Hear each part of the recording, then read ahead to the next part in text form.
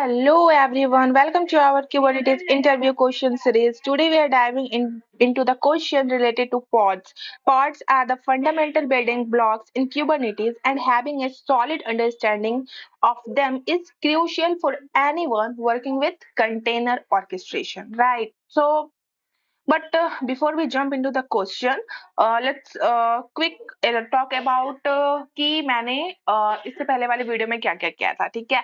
तो बेसिकली ये आज का हमारा जो ये है हमारा डे 4 इंटरव्यू क्वेश्चन क्यूबरनेटिस पे एंड डे 1, 2 एंड 3 मैंने ऑलरेडी कवर कर रखा है। सो अगर आपने वो वाले वीडियो को नहीं देखी है तो फटाफट से जाओ और वॉच कर लो। तो चलिए हम लोग स्टार्ट करते हैं आज का हमारा वीडियो। तो हमारा फर्स्ट क्वेश्चन है, explain the significance of the restart policy field in A pod stack. Okay, तो मैं फटाफट से पहले इसको पढ़ लेती हूँ, देन फिर मैं आपको समझाऊंगी, ठीक है? तो फर्स्ट यहाँ लिखा है कि the restart policy field in a pod stack specifies how a pod should behave when it's container terminate, and these are three possible values. First is always. Always in the it means Kubernetes will always attempt to restart container if they terminate and ensuring the desired number of pods is maintained. ठीक है, कहने का मतलब ये है आपका कि Kubernetes में रिस्टार्ट पॉलिसी फील्ड एक पॉड का के स्पेसिफिकेशन यानी कि पॉड स्पेक का एक हिस्सा है, और ये फील्ड यह बताता है कि जब आप एक कंटेनर को टर्मिनेट होता है, जब आपका एक कंटेनर, तो पॉड को किस तरह का बिहेवियर दिखाना चाहिए, है ना? तो यह और जैसा कि फर्स्ट यहाँ पे लिखा हुआ है ऑलवेज, इट मींस ऑलवेज का मतलब हिंदी में अगर हम लोग देखे तो इसके मतलब होता है हमेशा, राइट? सो अगर रिस्टार्ट पॉलिसी को ऑलवेज सेट किया गया है तो क्यूबरनेटिस हमेशा कोशिश करेगा कि अगर कोई कंटेनर टर्मिनेट हो जाए तो उसे दोबारा स्टार्ट कर दे, ताकि डिजायर्ड नंबर ऑफ पॉड्स जो है वो मेंटेन हो सके। और ये ऑप्शन तब यूजफुल होता है जब आप चाहते हैं कि आपका एप्लीकेशन हमेशा चलता रहे, ठीक है? नेक्स्ट है हमारा on failure, it means Kubernetes will only restart container if they terminate with an error non zero exit code, ठीक है? सो इसका मतलब ये हुआ, अगर रिस्टार्ट पॉलिसी ऑन फेल्योर पर सेट है तो Kubernetes सिर्फ तब कंटेनर को रिस्टार्ट करेगा जब वो किसी एरर के साथ टर्मिनेट हो, मतलब नॉन जीरो एग्जिट कोड के साथ, ठीक है? और ये ऑप्शन तब काम आता है जब आप चाहते हैं कि सिर्फ फेल्योर के केस में ही कंटेनर रीस्टार्ट हो, ठीक है? थर्ड है हमारा never, Kubernetes will not automatically restart containers when they terminate, leaving it up to the user or external process to manage.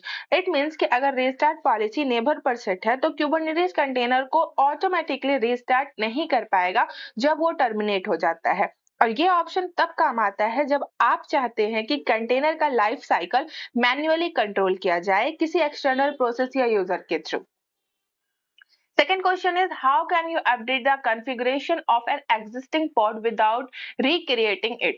So answer is, in Kubernetes, pods are generally considered immutable, which means you cannot directly update the configuration of an existing pod.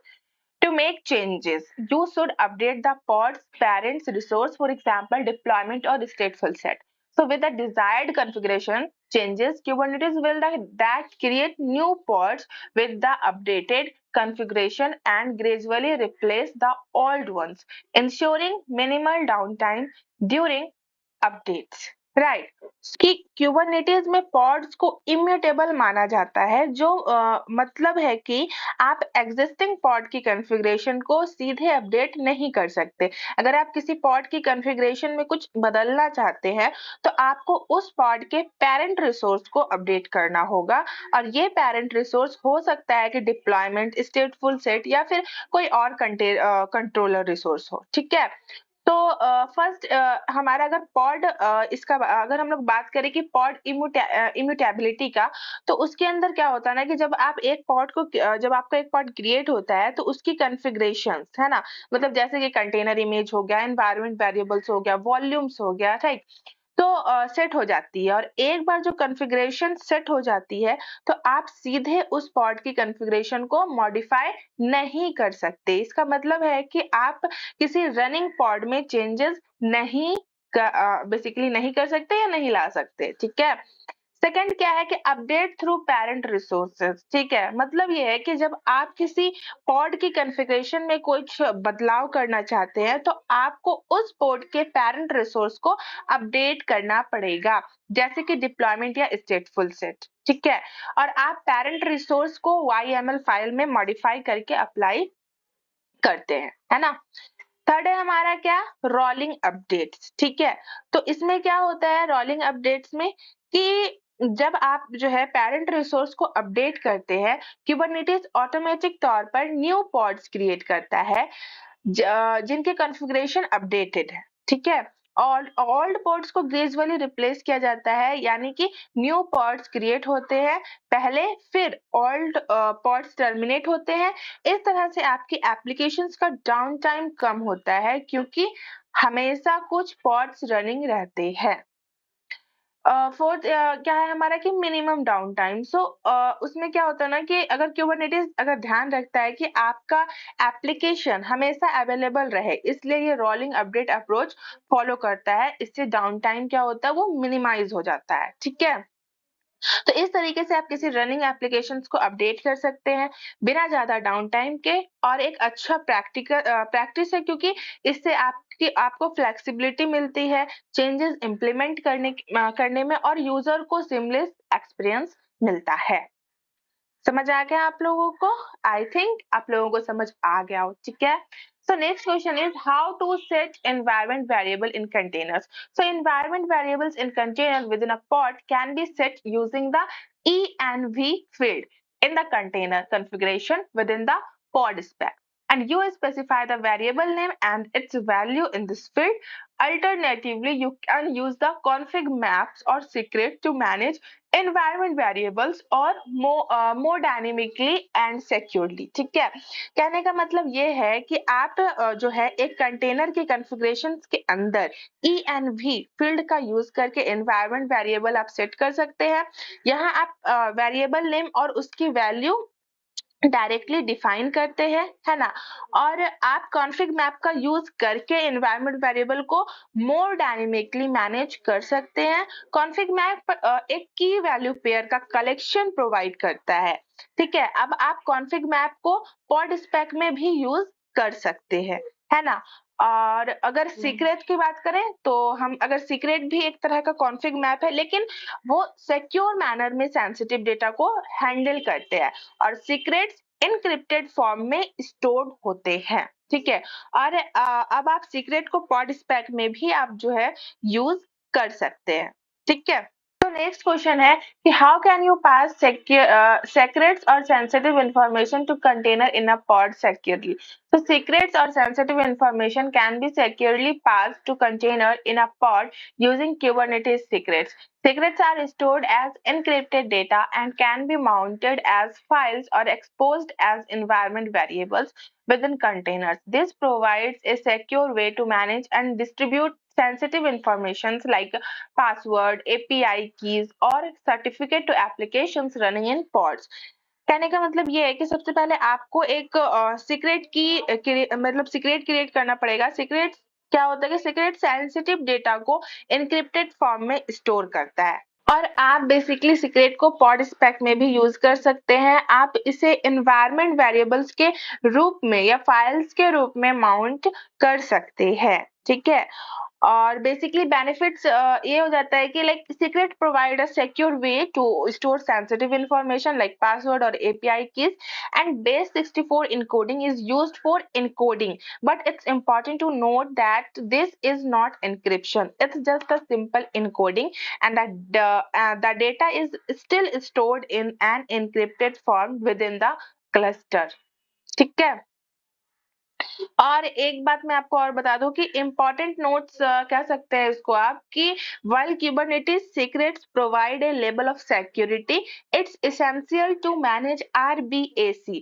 Its full form is role-based access control in your cluster to control who can access to secrets. Right, तो basically ये approach sensitive information को containers के साथ share करने का एक secure तरीका है, और इससे आप अपने एप्लीकेशंस के लिए सिक्योर कॉन्फ़िगरेशंस मैनेजमेंट इम्प्लीमेंट कर सकते हैं।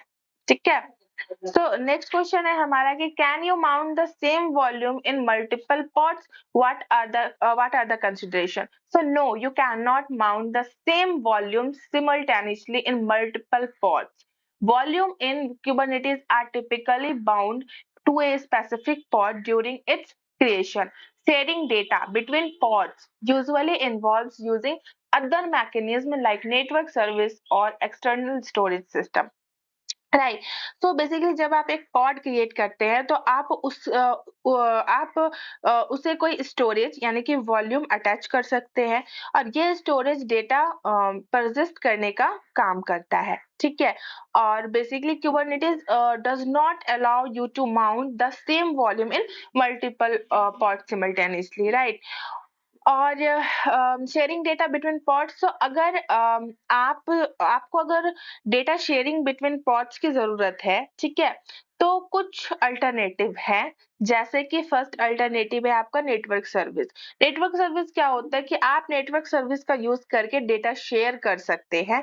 एक पॉड डेटा को प्रोवाइड करता है और दूसरा पॉड उस डेटा को कंज्यूम करता है। इसमें नेटवर्क कॉल्स का यूज होता है, ठीक है। सेकेंड है कि एक्सटर्नल स्टोरेज सिस्टम। तो इसमें क्या होता है कि आप एक्सटर्नल स्टोरेज सिस्टम का यूज करके डेटा शेयर कर सकते हैं। स्टोरेज सिस्टम जैसे कि एनएफएस, ग्लट, बेसिकली एक और आता है ग्लस्टर एफएस, है ना, या फिर क्लाउड बेस्ड स्टोरेज सॉल्यूशन का यूज करके आप मल्टीपल पॉड्स के बीच डेटा शेयर बेसिकली किया जाता है ना। तो अगर हम लोग कहें कि बेसिकली अगर इन समरी अगर हम लोग बात करें इसका, तो basically Kubernetes restricts the simultaneous mounting of the same volume in multiple pods. To achieve data sharing between pods, you will need to explore other mechanisms such as network service or external storage system. Get it? Next question is explain the life cycle phases of a pod in Kubernetes. So this life cycle of a pod in Kubernetes goes through the following phases. First is pending. So the pod has been created, but one or more of its container are not yet running. Right. This can be due to resource constraint or image pooling, है ना। तो basically यहाँ पे क्या होता है, second है हमारा running.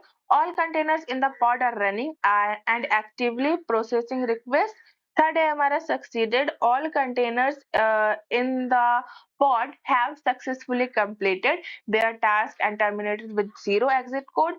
Fourth is filled. At least one container in the pod has terminated with a non-zero exit code. और मैंने आपको बता ही दिया कि non-zero exit code क्या होता है। Fifth point and last is unknown. The state of the pod cannot be determined, typically due to communication issue with the Kubernetes control panel, right. So ये बहुत ही ज्यादा आसान था, life cycle phases of a pod in Kubernetes. तो ये चीज आप लोग को समझ आ ही गया होगा। तो चलिए नेक्स्ट चलते हैं, टाइम वेस्ट नहीं करते हैं। What is the purpose of A pods IP address and how is it assigned? So A pods IP address is used for network communication between pods and other network resources within the cluster. It is assigned by the Kubernetes network plugin, for example, Calico, Flannel, and it's typically within the cluster network range. Each pod has its unique IP address and which can be used for inter-pod communication, right? कहने का मतलब ये है कि pod IP address in Kubernetes, right, तो कि हर एक pod को अपना यूनिक आईपी एड्रेस होता है जो उसके नेटवर्क कम्युनिकेशंस के लिए असाइन होता है। और ये आईपी एड्रेस टिपिकली क्लस्टर के नेटवर्क रेंज में होता है ना।